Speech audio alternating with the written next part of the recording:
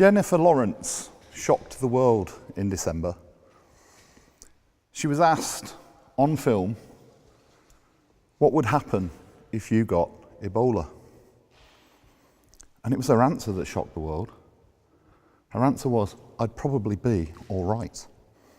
You see, the fact is, if you live in the Western society with good healthcare, and you can track something like Ebola, and they get you back here quickly enough, they can save your life. With Western healthcare, we can actually fight diseases like Ebola.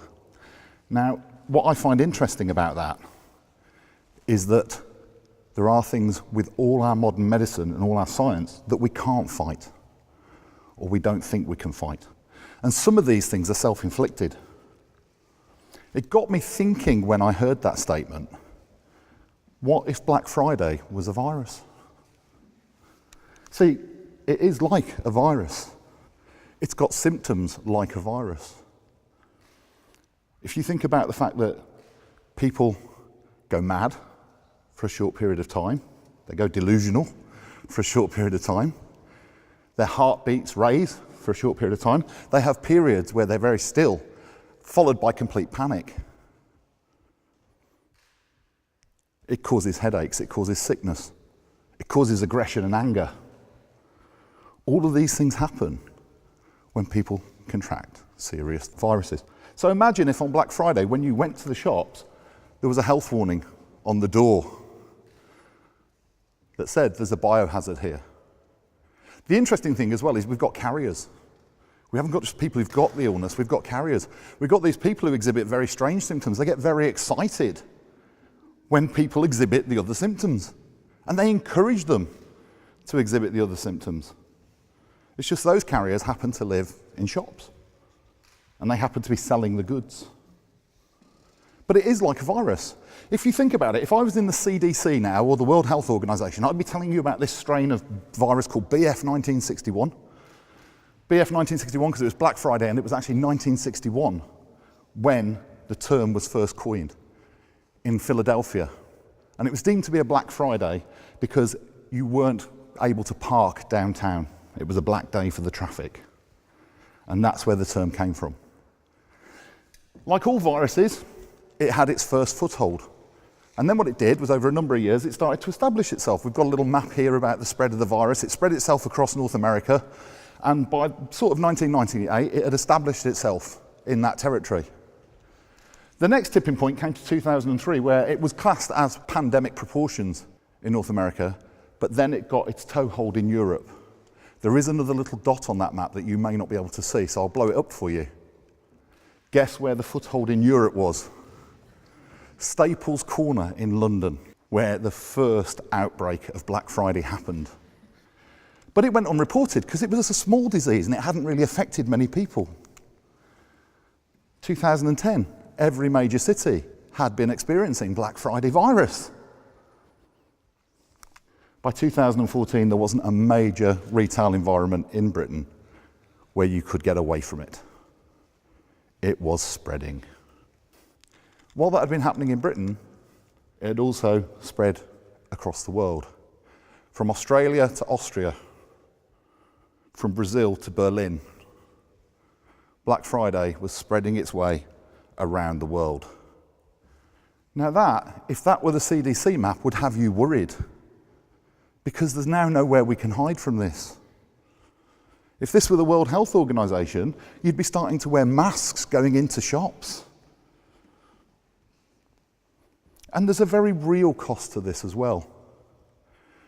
In Britain in 2014, Black Friday caused the spending of £8.2 billion. Now, everybody says that's brilliant, that helps the economy. But actually, I don't think people going into short-term debt and then being depressed about it and not being able to go to work because they're depressed helps the economy. I think people buying things that end up in landfill 2 years later doesn't help the world that we live in. I'm not sure how this can be seen as a win. What I am certain of is that we need to come up with a way of stopping it. I'm certain that now there is actually a website, believe it or not, that focuses on people's injuries and deaths caused by Black Friday. It must be really serious. Now, it's only focused on American injuries and deaths, but there have been 7 deaths due to Black Friday so far, and 98 injuries, serious injuries. Of the deaths, 2 men shot each other to death in a Toys R Us store because their girlfriends were fighting over a toy. A worker in a supermarket in America got stampeded by a crowd to get the last television on the shelf. It would be laughable if it wasn't so horrendous. Some of the injuries, a woman shopper pepper spraying other people to keep them away from the things that she wanted. I just find it sad and mad. I wonder what my grandparents, I wonder what the people who worked in this place would make of the behaviour that they saw exhibited on that day. But it's a fact of modern life, and it's something that we live with. Interestingly, until last year, it was something I was completely ignorant of. I'm not a virus expert. I'm actually a guy who got involved in IT at an early age. For some of the younger people in the audience, that's not me putting food into a microwave. That's a computer, that's a computer monitor. That's what they used to look like when I was your age. And that's probably one of the few photos in public of me with a tie that you'll ever see, actually. But I started in IT, and I did very well at it. I became self-employed, built a couple of businesses, and I did okay. And actually, the idea of having to hunt for a bargain never really occurred to me. The idea of having to do that sort of thing just so that the kids could get what they wanted had never really been a feature of my life. I'd had a blessed life, and I have a blessed life. But what I was aware of was something that was mentioned in one of the other talks, which was I had a lot, and I wanted to give stuff back. One of my challenges was I could never find what it was I wanted to be aligned with. So the modern term is I became a voluntourist, which is somebody who travels around trying to pick the thing that they want to dedicate their spirit to, dedicate their soul to.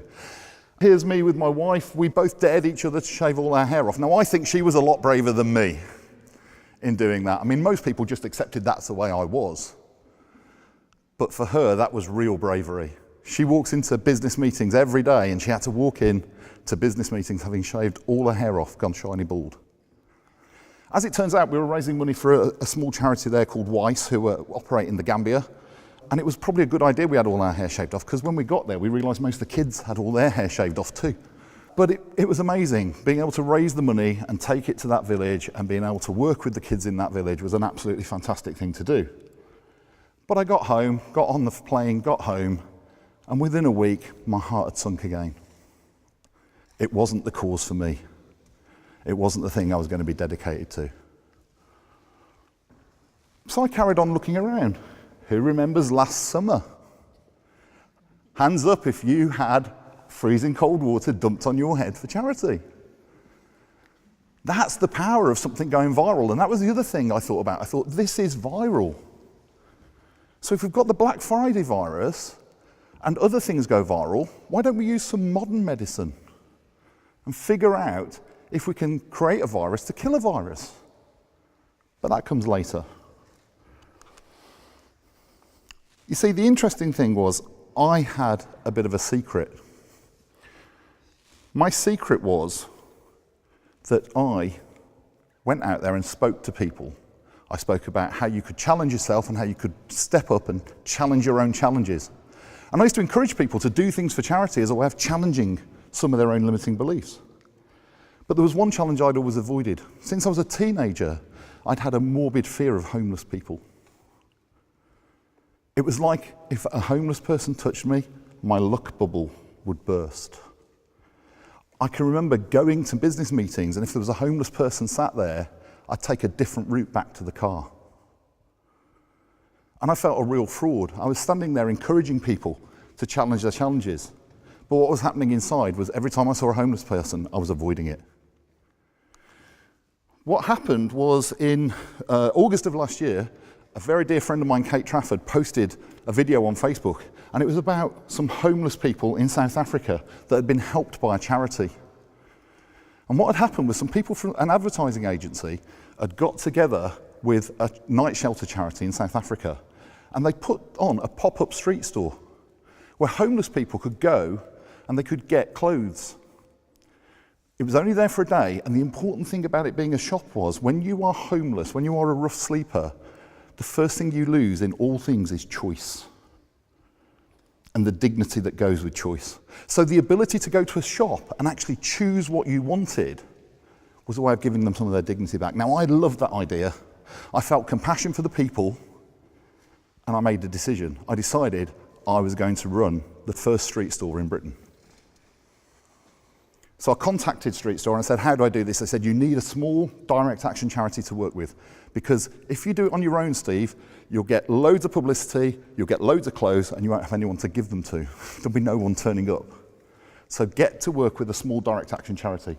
I found Coffee4Craig, another business contact of mine, put me in touch with Coffee4Craig, started by Risha and Fee Lancaster. The reason they started it was Craig was Risha's brother. He was a rough sleeper and he died on the streets. He died in a car park.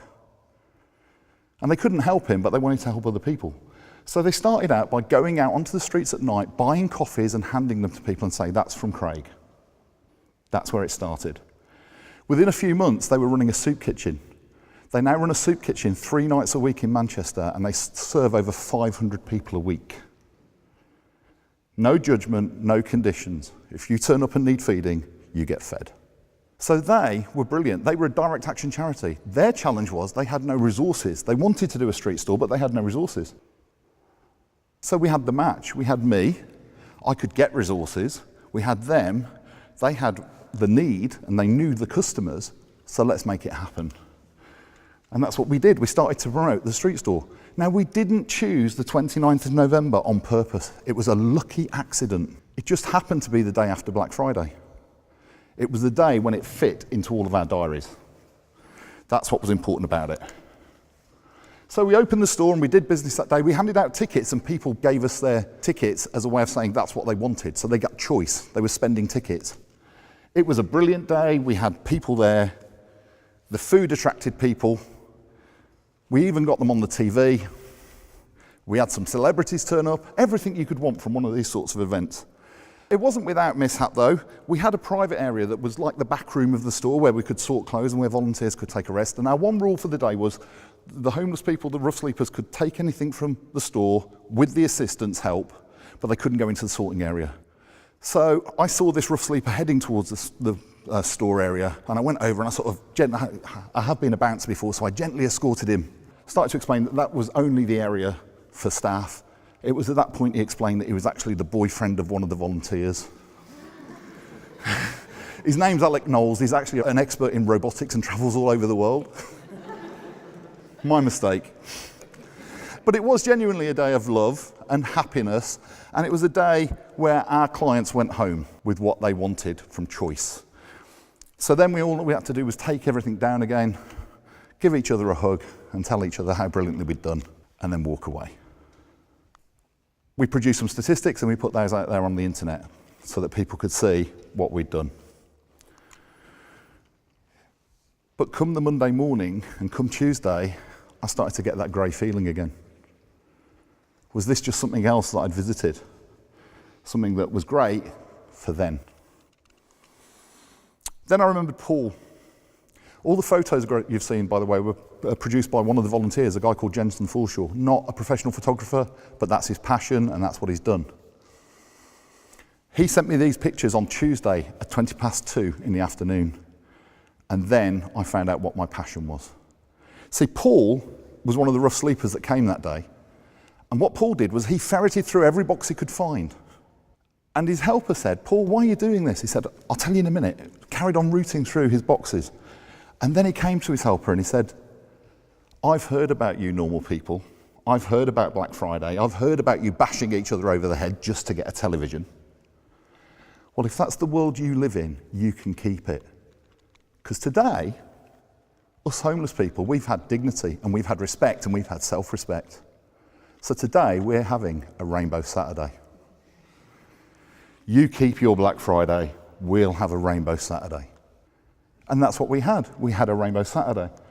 And that really got me thinking, so hang on, if we've got this Black Friday virus and Cyber Monday virus, what happens if we get a rainbow virus to overtake it? What happens if we get a rainbow virus to see it off? When there's Black Friday, what happens if the day after Black Friday we have Rainbow Saturdays? And what happens if we use that as a way of lifting people's spirits and reminding them of the humanity that we've got, not the greed? Wouldn't that be a good idea? So I thought about that and I thought, well, what you really need to make that happen is you need direct action charities. They know how to do stuff, like the street store, like Coffee4Craig, their soup kitchen. You need to mix them with some creative people who can actually get that knowledge out of them. People like business analysts, and create blueprints. So if you want to run a pop-up shop, here's a blueprint for it. If you want to run a soup kitchen, here's a blueprint for it. If you want to run a charity that renovates furniture, here's a blueprint for it. And what do? You make those available via the internet. And then what you do is when the news starts promoting Black Friday, you get all these experts who know about this stuff to go and speak on the media about what's going to happen on Rainbow Saturday.